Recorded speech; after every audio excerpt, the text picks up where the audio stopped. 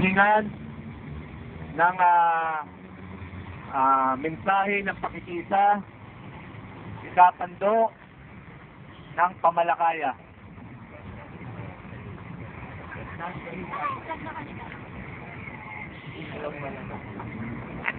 Hello. Magandang umaga sa mga empleyado ng DNR, lalong-lalo na kay Secretary Atienza, na batay sa nakuha nating information kanina ay meron daw Christmas party dyan sa loob ng DNR. Mga kababayan, mabuti pa si Secretary Atienza ay may panahon na mag-celebrar ng Pasko.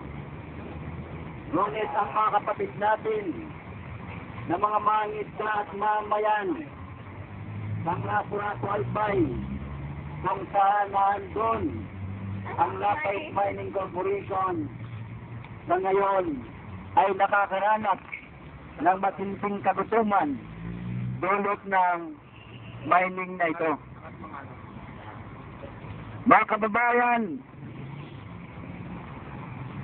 itong nakaraang Oktubre, muli na naman na lumabas sa mga pahayagan sa TV at sa radyo na muli na naman na nagkaroon ng piskil sa bahagi ng Lapu-Lapu Island. Ayon sa biber ng Region 5, ang dahilan daw ng pagkamatay ng mga isdadon sa Lapu-Lapu ay nalunod dahil malakas ang alon. Naniwala ba kayo niyan, mga kababayan? Na ang isda ay namamatay na dahil sa malakas na alon?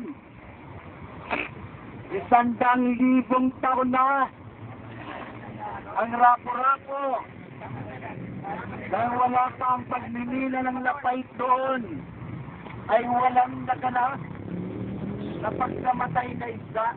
Ang nagaganap doon ay namumuhay ang mamaya ng Lapu-Lapu at bahagi ng Sorsogon sa yaman ng pangisdaan sa bahagi ng Albay Gulf. Napakasinungaling, mga kababayan. Ang bibar, malinaw ang katangian